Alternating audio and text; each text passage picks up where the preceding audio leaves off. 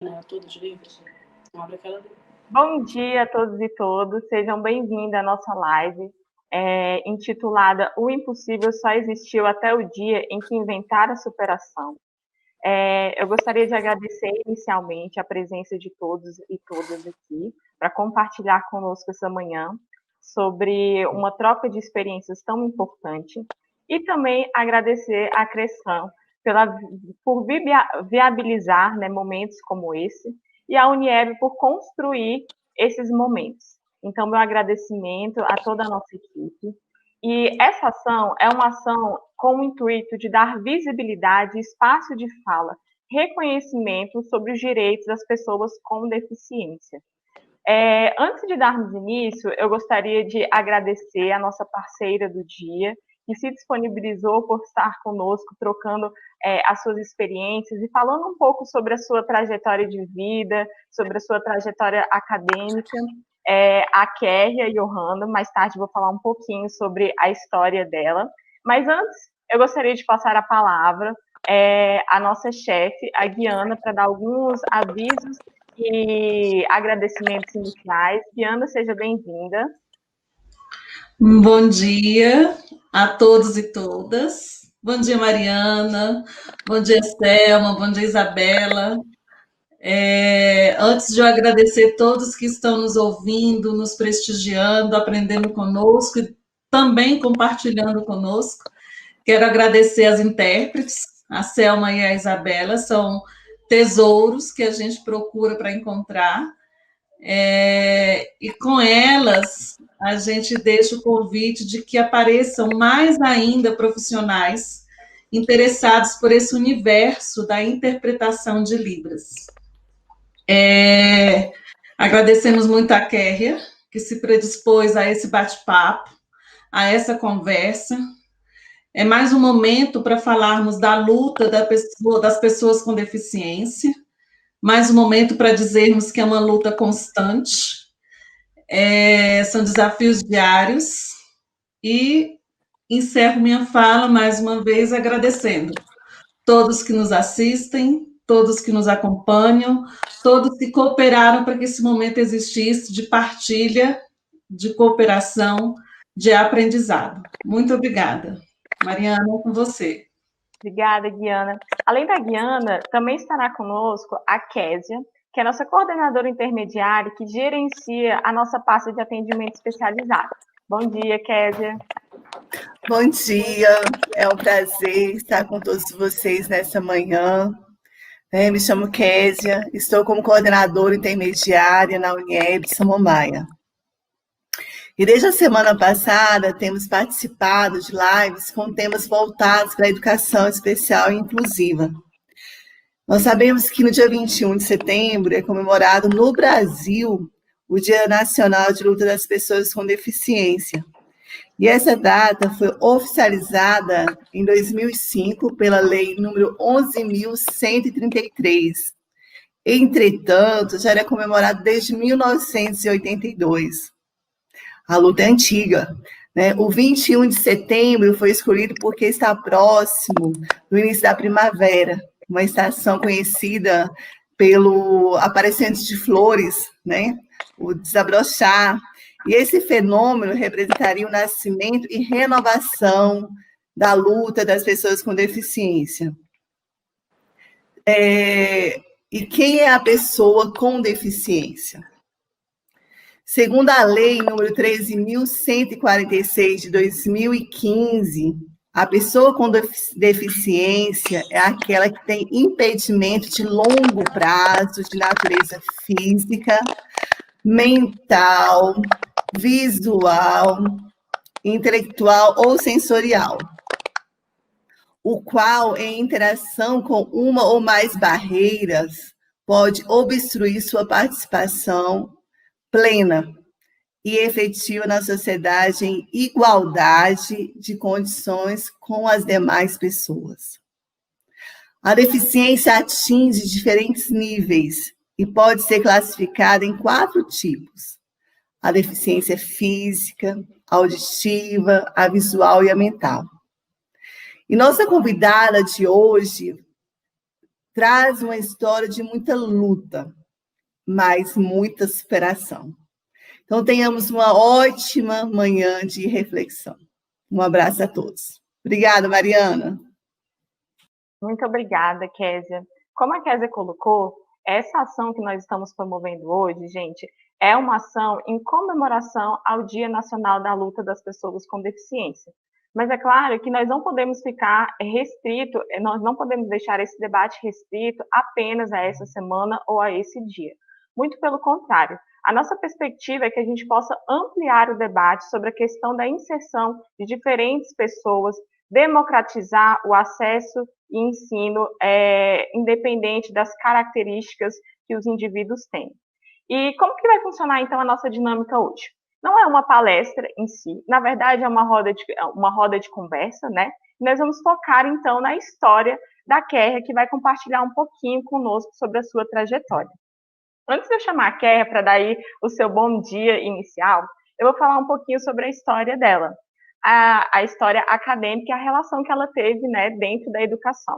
E aí, eu vou falar um pouco sobre essa história, não no sentido de falar que simplesmente é possível ascender socialmente ou acessar determinados direitos, mas de uma forma de as pessoas perceberem que é possível sim, porém há muitas dificuldades, obviamente, então nós não queremos de maneira alguma romantizar essa história, mas demonstrar que é possível, porém nós precisamos fazer as adequações necessárias, os atendimentos necessários para atender toda a diversidade que nós temos dentro do Brasil e dentro da sociedade como um todo. Então, a Kéria, ela é formada em jornalismo, é pós-graduada em comunicação e oratória, já atuou em diversos espaços profissionais, ela já trabalhou na Secretaria de Direitos Humanos da Presidência, mais especificamente na Secretaria Nacional de Promoção dos Direitos da Pessoa com Deficiência, no Ministério das Comunicações, no Superior Tribunal de Justiça, e hoje, sorte a nossa, faz parte aí da Secretaria de Educação. É nossa servidora lotada na Uniai e nossa parceira nesse momento. Seja bem-vinda, Kéria. Só um minuto que houve um problema aqui, ela está reconectando, tá? Tá bom. Gente, eu peço desculpas, essas interações ao vivo, elas são muito importantes para nós nesse momento, né? Elas oportunizam que a gente chegue em espaços que nós teríamos uma maior dificuldade de chegar, até para um quantitativo de público, né? Mas também nós temos esses empecilhos, às vezes, que são essa questão da internet, essa questão da comunicação, né? Ontem, quando nós estávamos conversando sobre esse momento, a gente até fez algumas ressalvas, nossa, tomara que não chova amanhã, né, que a gente sabe como que o sinal fica nessas variações de temperatura, de tempo, mas a Kéria, nossa convidada, já está voltando, tá bom? Então vamos só aguardar um pouquinho. Enquanto a Kéria volta, eu gostaria de dizer também que a educação especial, gente, na perspectiva da educação inclusiva, ela se fundamenta em um princípio de equidade, de direito à dignidade humana, na educabilidade de todos os seres humanos. Então, o acesso à educação é uma questão de direitos humanos em que todas as pessoas têm e precisam desse direito assegurado na vida delas. Vamos aproveitar para... Oh, ótimo! Temos a Kéria de novo aqui. Bom dia, Kéria, seja bem-vinda. Bom dia, gente. Eu estava com um probleminha aqui de conexão, mas enfim, consegui solucionar. Para mim é uma honra estar aqui participando com vocês, uma alegria muito grande. Compartilhar um pouquinho da minha história, né, com todos vocês que estão assistindo. Obrigada, viu, pela oportunidade. Kéria, a gente que agradece, tá, essa sua disponibilidade e para você poder estar aqui com a gente hoje, tá bom? E como que nós vamos funcionar, então, gente? Nós vamos passar por esse bate-papo, tá, com a Kéria. Depois, vocês podem fazer sugestões aí no chat, podem fazer perguntas para a gente poder direcionar para ela. E aí, nós vamos, então, para as considerações finais, ok? Então, a nossa primeira pergunta para a Kéria Kéria, conte um pouco da sua história antes e depois da deficiência. Essa pergunta, gente, ela é muito interessante porque a Kéria vai falar sobre a experiência dela e a gente vai perceber que, ao longo da nossa vida, né, certas certos acontecimentos podem gerar que a nossa vida tome rumos diferentes, né? Fala um pouquinho então pra gente. Então, eu tinha 12 anos, foi em outubro de 2002, né, quando a minha perna começou a doer. Mas era uma dor normal, ela começava a doer no fim da tarde, era uma criança completamente normal, né? E aí doía no fim da tarde, mas era como se eu tivesse caminhado muito, era sempre no fim da tarde. E com o tempo eu comecei a ter muita febre, e minha mãe decidiu me levar no médico, né? Ela me levou num clínico geral, que pediu um raio-x, alguns exames de sangue. Quando ficaram prontos os resultados, ele disse que me deu uma injeção lá, e disse que eu tinha dor do crescimento, que era só isso que ia passar com o tempo, né? Fazer massagem e tudo quando sentisse essa dor. E aí a gente continuou. Eu continuava sentindo muita dor, só que foi se intensificando cada vez mais. Eu comecei a ter febre também. E aí, quando eu comecei a ter febre, a gente procurou um ortopedista, né? E aí, eu nasci aqui em Brasília, mas nessa época eu estava no Tocantins com a minha mãe, porque ela tinha ido cuidar da minha avó. E a cidadezinha da minha avó não tinha ortopedista, só tinha esse clínico geral. Então, a gente teve que marcar em uma outra cidade. E quando a gente chegou lá para consultar com esse ortopedista, quando ele viu minha perna, que já estava bem inchada, né? Ele falou que eu ia precisar fazer uma cirurgia urgente, ou eu ia precisar amputar a perna, né? Se eu não fizesse essa cirurgia urgentemente. E aí ele perguntou para onde a gente tinha mais facilidade de ir e tal, que ele ia fazer um encaminhamento. E a gente disse que era aqui para Brasília, né? Então ele fez um encaminhamento para o Sara. Aí a gente veio para Brasília, os meus outros familiares já estavam aqui, né? Moravam aqui. A gente veio para Brasília, levamos o encaminhamento no Sara, mas quem conhece o Sara sabe que o Sara ele não atende emergência. Ele, assim, a gente faz a solicitação, né, do atendimento e aguarda ser chamado em casa. Então, a gente fez a solicitação do atendimento no Sara e ficamos aguardando. Nesse meio tempo, né, eu passei muito mal em casa, não estava bem, a perna já estava muito inchada, eu já não andava.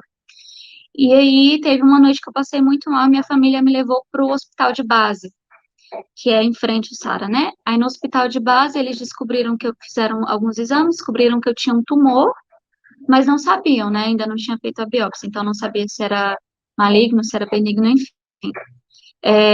Por coincidência, no outro dia, no dia anterior, eu internei no hospital de base, né? No outro dia era minha consulta no Sara, então a gente já foi pro Sara de lá, e aí eu já internei, eu lembro que eu fiz a biópsia no Dia das Crianças, e aí a equipe do Sara, né, chamou toda a minha família e tudo, depois que estavam com os exames prontos, o estado da biópsia, e aí eles falaram, né, comunicaram pra gente que eu estava com osteosarcoma de fêmur, com metástase já nos 2 pulmões, né, que eles iniciariam o ciclo de quimioterapia, que seriam 6 ciclos, a gente começaria com 6 ciclos de quimioterapia, refaria todos os exames, para decidir o tipo de cirurgia que eu faria, que poderia ser uma cirurgia conservadora, que eles iam fazer um enxerto, né, tirar o osso, e fazer um enxerto com pele e com ferro, né, um pedaço de metal lá, ou seria uma cirurgia radical, né, dependendo de como eu reagiria. A radical seria a amputação. Mas eles também falaram para minha família que como o câncer eu já estava com metástase nos pulmões, que as chances não eram boas, que eu tinha só 25% de chance de sobreviver, só, né, que eles tentariam, né, e foi assim. A minha família, eu não tenho nenhum histórico de câncer na família, eu fui o primeiro, se Deus quiser o último, né? Então, minha família, todo mundo ficou muito assustado, eu não entendia muito bem, né, o que estava acontecendo, mas vi, assim, toda a minha família muito assustada, e aí eu já comecei a quimioterapia imediatamente, né? Comecei a quimioterapia, o cabelo caiu, caiu todo, e aí eu fiz esses primeiros 6 ciclos de quimioterapia e a gente repetiu os exames. Quando a gente repetiu os exames, os médicos falaram que eu tinha reagido bem ao tratamento, né? Porque assim, às vezes a pessoa faz quimioterapia, o câncer espalha, ou o câncer diminui, mas no meu caso ele não diminuiu, mas também não espalhou, ele ficou como estava, né? Do jeito que ele estava ali, ele parou. Só que antes de começar o tratamento, ele já tinha se espalhado muito, já tinha comprometido muito o nervo, tinha comprometido muito da minha perna, né? Então, eles falaram que se eu não fizesse a amputação, é, eu não sobreviveria, que o câncer ia continuar se espalhando, então a cirurgia mais indicada era a amputação. E foi aí que eu fiz a amputação da perna, dia 20 de março de 2003. Eu ia fazer 13 anos, e aí eu fiz a amputação, né? Fiz a cirurgia da amputação da perna. Em maio de 2003, eu fiz a cirurgia em um pulmão e continuei a quimioterapia. Eu finalizei a quimioterapia em outubro de 2003, só fiz a cirurgia em um pulmão na época, né? No outro pulmão, eles falaram que com a quimioterapia resolveria, mas em 2013, 2015, desculpa, eu precisei fazer uma outra cirurgia no outro pulmão, né? Fazendo os exames, que eu continuei em acompanhamento. Eles descobriram nódulos no outro pulmão, eu fiz no esquerdo primeiro, aí eles descobriram que os nódulos tinham voltado, né, no direito, e então eu precisei fazer a cirurgia no pulmão direito em 2015, só que graças a Deus não era câncer.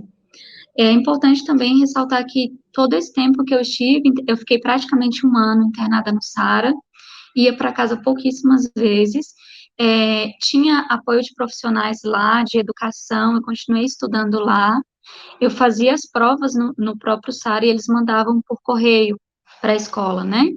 Então, eu continuei estudando, não parei de estudar. E quando eu ia para casa, às vezes eu também tentava ir à escola. Não era fácil, né? Porque enjoo, é, tudo que a quimioterapia faz, né? Com que a gente sinta e tal, as reações. Então, não era fácil, mas deu para continuar, então não perdi nenhum ano, não fiquei prejudicada, né? Nesse sentido. E então foi assim que eu me tornei pessoa com deficiência. Eu acho que um dos dias mais difíceis da minha vida que eu me lembro foi o dia que eu fiz a cirurgia, né? Que eu acordei bem cedo para tomar banho. E aí eu olhei para minha perna e eu nasci uma pessoa normal, né? E eu olhei para minha perna e eu vi que eu ia. Aquele era o meu último banho com a minha perna, com as minhas 2 pernas, que eu não ia mais ter. Mas eu também tinha em mente que eu ia entrar naquele centro cirúrgico como uma doença e que eu ia sair de lá sem, né? Que infelizmente eu sairia sem a minha perna, eu sairia modificada para sempre, né? Fisicamente, mas não emocionalmente, não, né? Quem eu era mesmo na minha essência. E foi isso. Fiz a cirurgia com 12 anos, quase 13, né? Amputei a perna e daí em diante eu passei a ser uma pessoa com deficiência. Kerry, na sua fala, eu percebo que a gente pode muito relativizar essa ideia, né, de nascer normal, de ser normal, né? E perceber Sim. que algumas adversidades, elas podem acontecer ao longo da nossa vida e fazer com que a gente se torne uma pessoa também com deficiência, né? Sim. E para a nossa próxima pergunta, então, a partir desse momento, né, que você viu todas as mudanças da sua vida, quais as principais barreiras e desafios você encontra no seu dia a dia por ser uma pessoa com deficiência? E como você lida com elas e o que você acredita que pode ser feito para que essas barreiras sejam eliminadas? Então, desde que eu fiz a cirurgia da amputação, faço uso da prótese, né, na perna direita. Eu não encontro tantas barreiras quanto outras pessoas que fazem uso de cadeira de rodas, por exemplo, ou de que usam só muletas, né? Essas pessoas enfrentam muito mais barreiras, mas eu encontro, por exemplo, quando eu vou em algum lugar e são escadas muito longas e não tem elevador, ou aquelas que às vezes as pessoas têm a impressão de que, colocar uma rampa vai resolver o problema. Não, às vezes eles colocam uma rampa muito íngreme ou sem corrimão, então isso dificulta muito, ou calçadas irregulares, sabe? É mais complicado de andar, né? Eu lido até que bem, assim, né? Sei lá, tem a escada, mas tem o elevador, tento ir pelo elevador, ou tem a rampa, vou pela rampa, porque a minha deficiência permite isso, né? Ela não me limita muito, né? Então, eu consigo transpor essas barreiras, assim, com mais facilidade, né? E o que eu acredito que possa ser feito, a gente já tem leis e normas, né? A gente só precisa que elas sejam cumpridas, né? Que as pessoas tenham um pouco mais de empatia, né? No olhar, quando for nas edificações, né? Quando for construir os prédios e tudo, nos que também já tem, né? Promover uma adaptação, uma acessibilidade à pessoa com deficiência, assim, eu acho que um olhar também mais empático dos governantes, né, para que as ruas sejam melhor pavimentadas, as calçadas e tudo, eu acho que seria nesse sentido. Obrigada, Kéria. Eu também acredito muito nisso que você falou, dessa necessidade da gente, como organização, mesmo buscar essa inclusão e buscar eliminar essas barreiras, né? E falando um pouquinho agora dentro da concepção e dentro do espaço educacional, e, na sua opinião, qual o papel da inclusão no ambiente escolar? Fale um pouco sobre a sua experiência dentro da escola. Então, eu acredito que seja um papel importantíssimo, porque a educação, né, a gente sabe que educação, a formação ali é tudo, né, não só para a pessoa com deficiência, mas para qualquer pessoa no geral. E a pessoa com deficiência, ela tem o direito à educação, né, o direito de participar ali ativamente na escola e tudo. Na época que eu estudei, né, tem um pouquinho de tempo já, não era muito adaptado. Eu lembro que eu estava no ensino fundamental e era aquele esquema de sala ambiente, que a gente tinha que trocar de sala.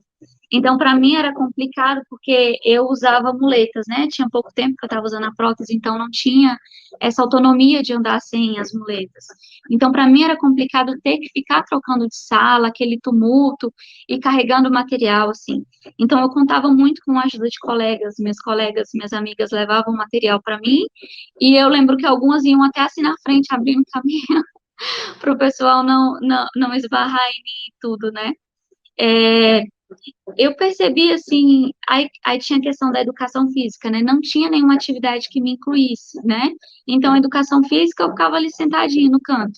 E eu até que achava bom, porque eu assistia e tudo, e eu sempre fui um pouco, assim, preguiçosa para essas coisas de educação física, então não achava ruim não participar.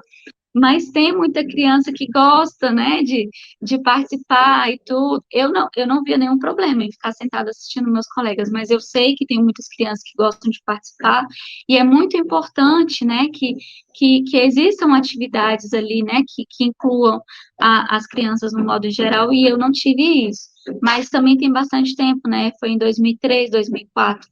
De lá para cá, muita coisa mudou, né, então a minha realidade era uma realidade bem diferente da que existe hoje. E é isso, a gente vai caminhando para mudanças, né? E que essas mudanças sejam para melhorar os nossos espaços. E quais aspectos, como você mesmo colocou sobre essas mudanças, né? Mas quais aspectos poderiam melhorar para que haja mais inclusão no ambiente escolar? Bom, então, assim, eu acredito que é uma série, né, uma série de coisas, de ações, né, que podem ser feitas, como capacitação, né, profissional, dos profissionais, né, que vão atender ali aquelas crianças, o apoio também, né, precisa também de profissionais de apoio, além dos professores, atividades colaborativas, né, a promoção de atividades colaborativas que vão incentivar ali o respeito entre as crianças, para as crianças verem que as crianças que não têm deficiências enxerguem, né, as crianças com deficiência como pessoas normais, que são capazes de brincar, de interagir normalmente. Então, precisa muito desse incentivo, que eu lembro que quando eu ainda não tinha deficiência, e tinha um coleguinha com deficiência intelectual na sala, eu lembro que a gente não brincava com ele, porque a gente pensava que ele não era capaz de entender, de brincar. Hoje eu percebo que faltou o incentivo da parte dos profissionais ali da questão da interação, sabe? De colocar a gente para interagir junto, para que as crianças sem deficiência entendam que as outras crianças também são capazes, que são crianças normais, né, que só tem uma limitação ali, mas aquela limitação não é impeditiva de que elas convivam bem, brinquem bem. Então, eu acho que é isso também, a adequação também, esqueci de falar aqui, da adequação dos ambientes, né, escolares, que isso é muito importante também, que seja um ambiente adaptado, né, para todas as crianças, para que elas tenham autonomia de fazer tudo ali sozinha, porque também é chato, né, você ficar o tempo todo querendo fazer alguma coisa, ou ir a um banheiro e ter que precisar de ajuda, então, tem que ter essa autonomia, né, então, acredito que seja isso, é uma questão de adaptação dos ambientes, né, capacitação dos profissionais e incentivo ali, né, de incentivo naquelas ações colaborativas, né, que incentivem o respeito e a interação, né, das crianças entre si. E eu gostaria que você deixasse uma mensagem para as pessoas com deficiente ou as famílias que estão nos acompanhando também.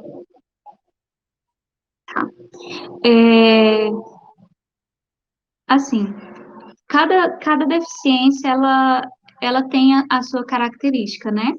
Mas a deficiência, ela não te define. Ela não define, a minha deficiência, ela não define quem eu sou, né? Ela só é uma característica.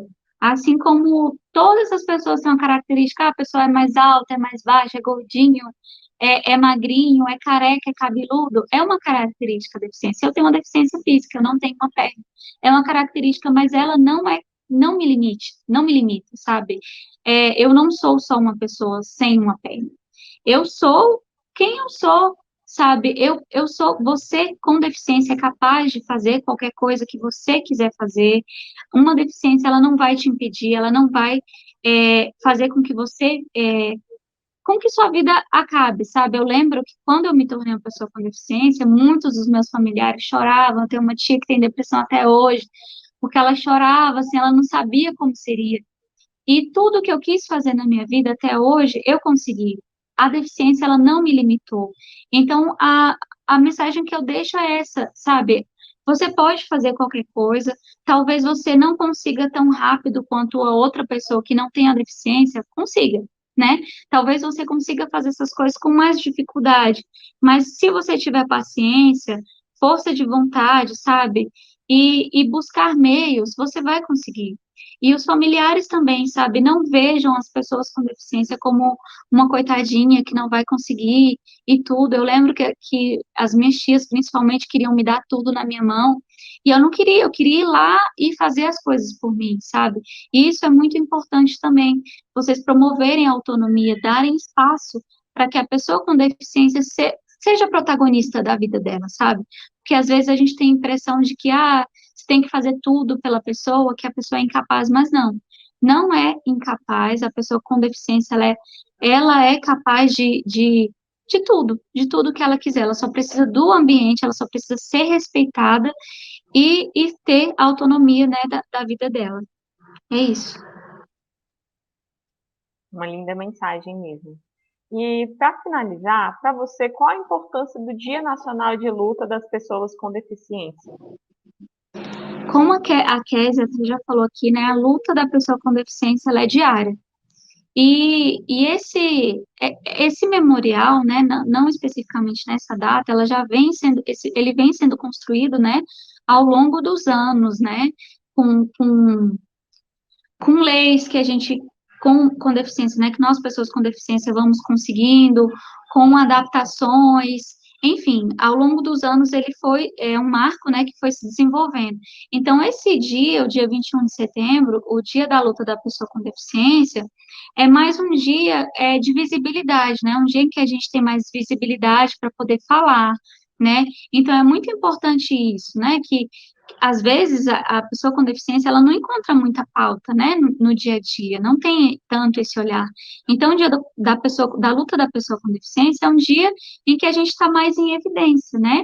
Então, é importante por causa disso, né, que o governo promove ações, né, que tem esses debates, né, que tem mais essa visibilidade, mas o dia da luta da pessoa com deficiência é um dia diário, todos os dias a gente está ali na luta, a gente está tentando ter o nosso espaço e conseguindo ter o nosso espaço, né, o nosso lugar de fala, como dizem, né, e é isso, que a gente possa promover cada vez mais esse debate, né, trazer cada vez mais a pauta, né, a pessoa com deficiência, do que a gente precisa, de quem a gente é, né, para que a sociedade, no geral, possa nos enxergar, porque às vezes eu vejo que não, né, não tem muito esse olhar, né, da pessoa com deficiência, mas quando você tem uma pessoa com deficiência na família, ou quando você é uma pessoa com deficiência que você passa a enxergar melhor, né? Então, esse dia da pessoa com deficiência é um dia para a gente, mais um dia, né, para a gente levar adiante esse debate e buscar promover ações, né, que leve para a sociedade uma conscientização, né, sobre a pessoa com deficiência. Sim, muito obrigada, viu, Caio, por essas considerações. Nós vamos passar agora para... A gente fez uma pequena curadoria aí do chat, com algumas considerações e perguntas, tá bom? Então, primeiro, a gente tem uma pergunta da Maria Clara. Será que o médico que avaliou o caso primeiro, no seu caso, né, possui... só um momento. Será que as consequências foram minimizadas em relação ao médico que avaliou primeiro o seu caso? Então, eu vejo muito caso semelhante ao meu, e é muito comum o osteosarcoma ser confundido com dor de crescimento, porque ele é um tumor que aparece nessa idade, sabe, de infanto-juvenil, ali, acabando a infância, entrando na adolescência. Ele é um tumor característico dessa idade.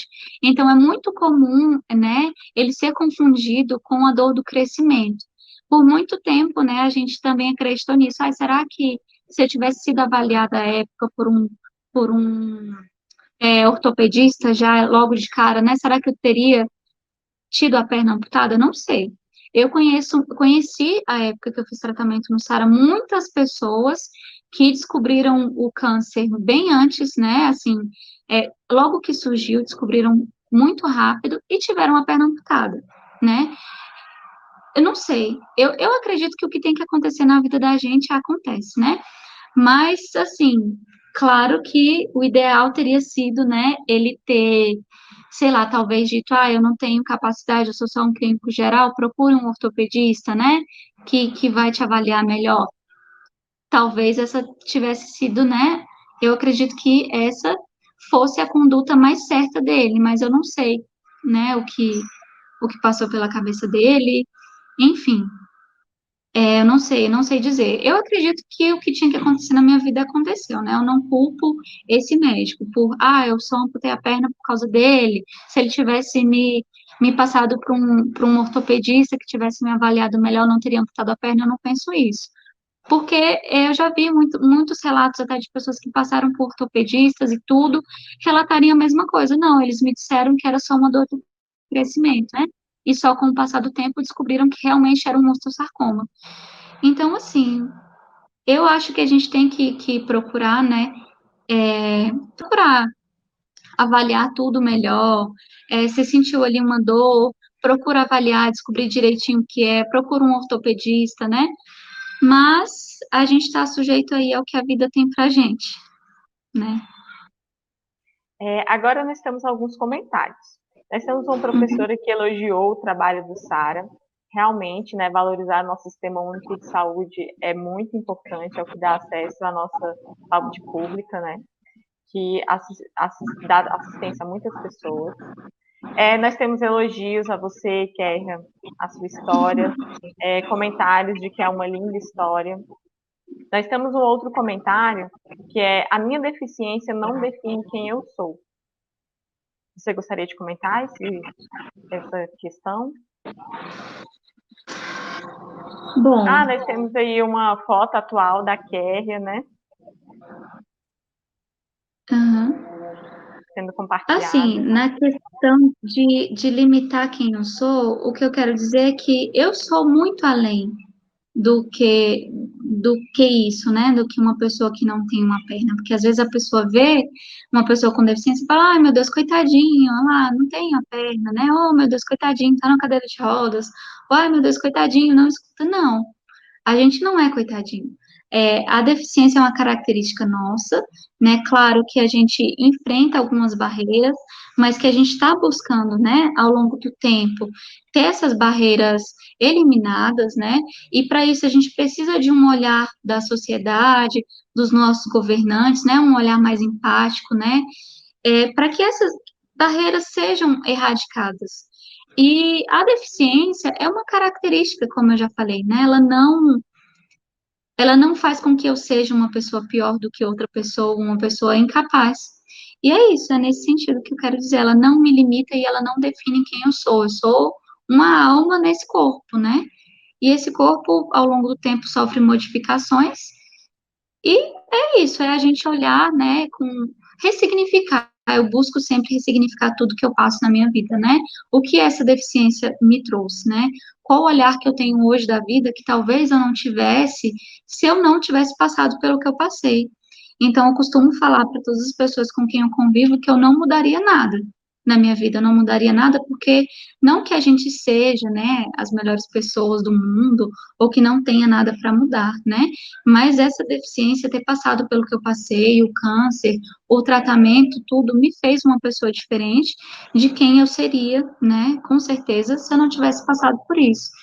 Então, é nesse sentido, né? A deficiência, ela não limita, ela ensina muito para a gente, para as pessoas que estão ao nosso redor, né?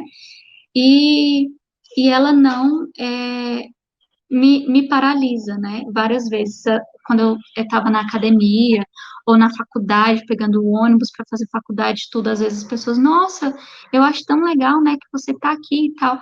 Eu sempre falei para as pessoas, não, é normal, olha o tanto de gente que está aqui. Eu estou aqui também, sabe? Não é porque eu tenho uma deficiência que eu vou ficar dentro de casa me lamentando pelas coisas que deram errado na minha vida. E isso é no geral, né? Todas as pessoas, às vezes, se tem um problema, aí você fala, o que eu posso fazer com isso? Eu posso escolher ficar em casa, me lamentar por causa disso, que não vai mudar absolutamente nada, ou eu posso escolher seguir minha vida da melhor forma possível, e isso sim vai mudar tudo, né?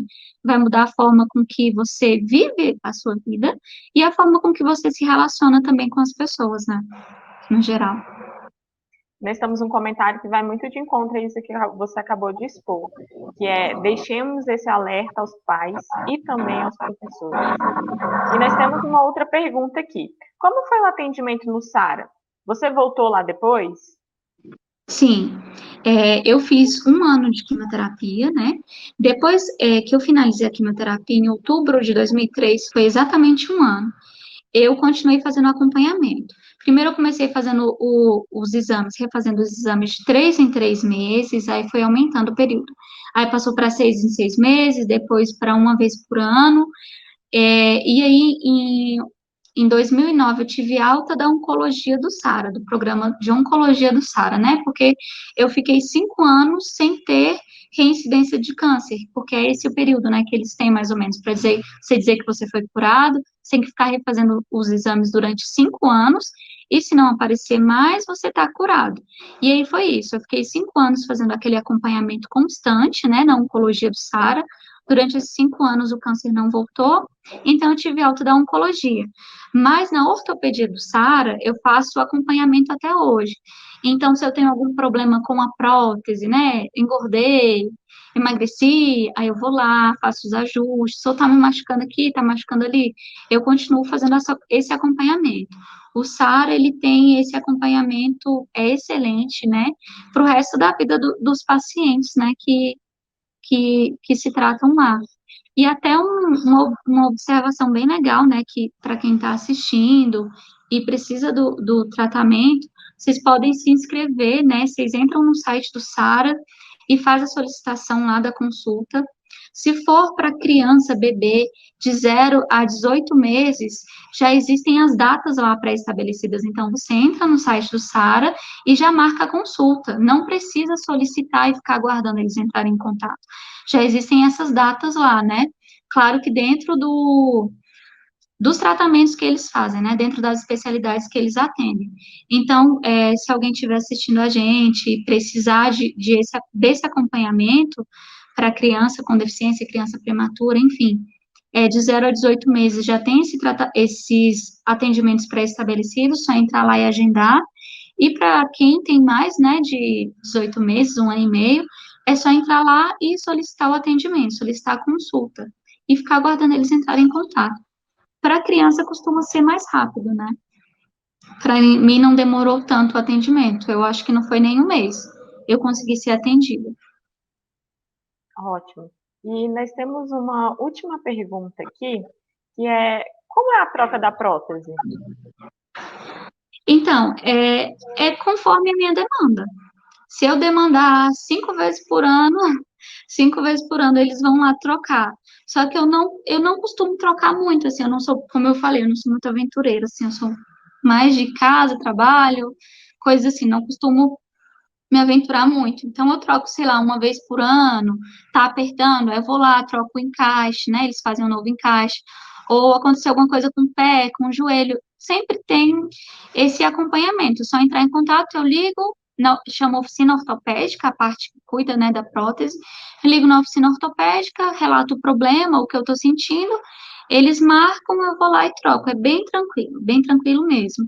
Então, até para quem já tem amputação, né, que fez a amputação e talvez não tenha prótese, eu acho que vale a pena também tentar, né, esse atendimento lá da oficina ortopédica, tentar o atendimento na ortopedia, né, do Sara, e aí eles passam para esse acompanhamento na oficina ortopédica. Perfeito. Essa foi a nossa última pergunta, a gente vai caminhando então para a nossa finalização. Eu gostaria de agradecer imensamente a Kéria, a Selma, a Isabela, que estiveram aqui com a gente, né? Gratidão em nome de toda a Cressan, tá? A gente precisa realmente do compartilhamento dessas experiências, a gente precisa valorizar os espaços de fala, né, das pessoas com deficiência.